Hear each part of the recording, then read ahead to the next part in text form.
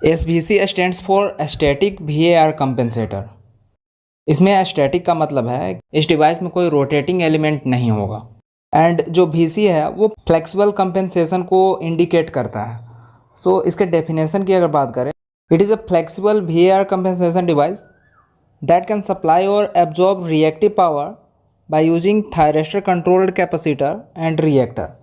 SVC एक flexible VAR compensation device होता है जो कि thyristor controlled capacitor and reactor के हेल्प से सिस्टम में रिएक्टिव पावर को आइदर सप्लाई और एब्जॉर्ब कर सकता है। डायोड एक बार जब कंडक्टिंग स्टेट में आ जाता है तो फिर उसको हम लोग कंट्रोल नहीं कर सकते हैं, लेकिन थायरिस्टर जब कंडक्टिंग स्टेट में आता है तो उस टाइम भी उसके गेट पल्स को कंट्रोल करके उससे फ्लो करने वाला पावर को हम लोग कंट्रोल कर सकते हैं।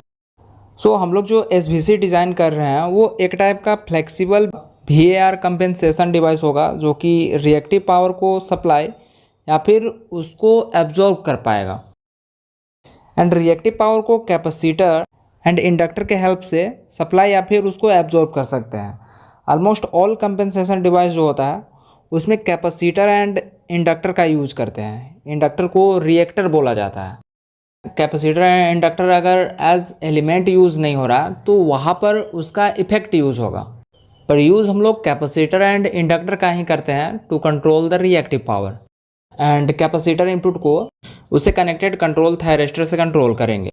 थायरिस्टर के इंट्रोड्यूस करने से रिएक्टिव पावर कंपेंसेशन में फ्लेक्सिबिलिटी आती है। स्टैटिक VAR कंपेंसेटर का एक पॉपुलर डायग्राम देख लेते हैं। ऑलमोस्ट आपको हर जगह देखने के लिए मिलेगा। यहाँ पर इंडक्टर है जो कि रिएक्टिव पावर को एब्जॉर्ब करेगा एंड इट इज़ कैपेसिटर जो कि रिएक्टिव पावर सप्लाई करेगा।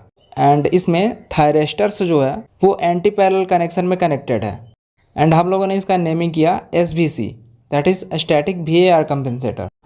SVC को इस पर्पज़ से डिज़ाइन किया जाता है कि सिस्टम को यूनिटी पावर फैक्टर के क्लोज ले जा सके, क्योंकि हम चाहते हैं हमारा जो सिस्टम है वो यूनिटी पावर फैक्टर पर वर्क करे।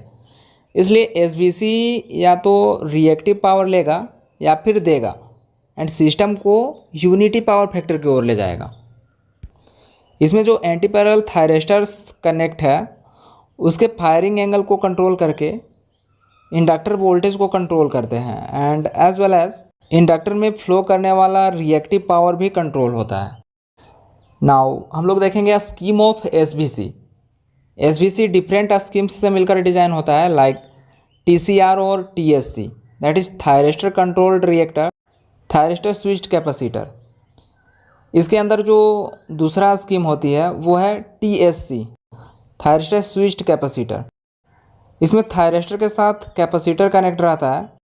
इसके अलावा और हम लोग SVC के अंदर क्या क्या यूज़ कर सकते हैं उसको देख लेते हैं। सो इसके अंदर हार्मोनिक्स फिल्टर दैट HF का भी यूज़ कर सकते हैं, साथ में फिक्स्ड कैपेसिटर को भी हम लोग कनेक्ट कर सकते हैं एंड लास्ट में फिक्स्ड रिएक्टर उसको भी कनेक्ट कर सकते हैं।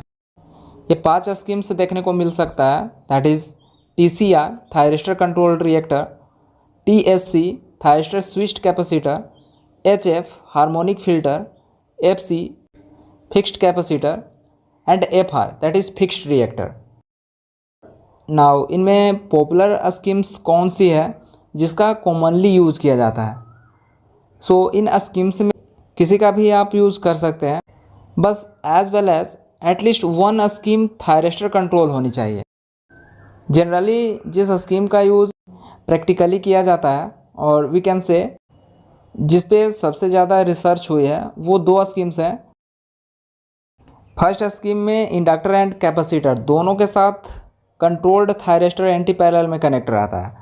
मतलब इसमें thyristor controlled reactor and thyristor switched capacitor दोनों का यूज़ करते हैं एंड इस स्कीम को बोलते हैं TCR TSC scheme, that is thyristor controlled reactor and thyristor switched capacitor scheme. And दूसरा पॉपुलर स्कीम जिसका जनरली यूज़ किया जाता है जो कि thyristor controlled reactor TCR and fixed capacitor FC से मिलकर बिल्ड होता है।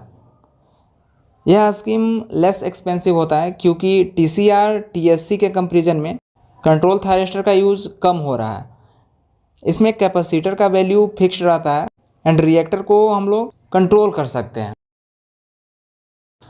ये दोनों पॉपुलर स्कीम्स हैं जिसका यूज़ सिस्टम में ज़्यादातर किया जाता है।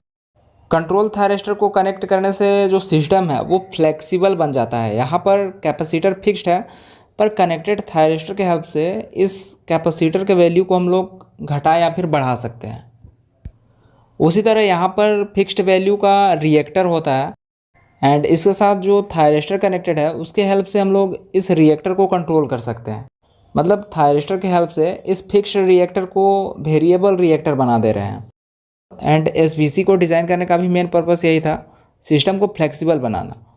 पर थायरिस्टर जो है वो थोड़ा एक्सपेंसिव होता है, जिससे एसबीसी स्कीम जो है वो कॉस्टली हो जाता है।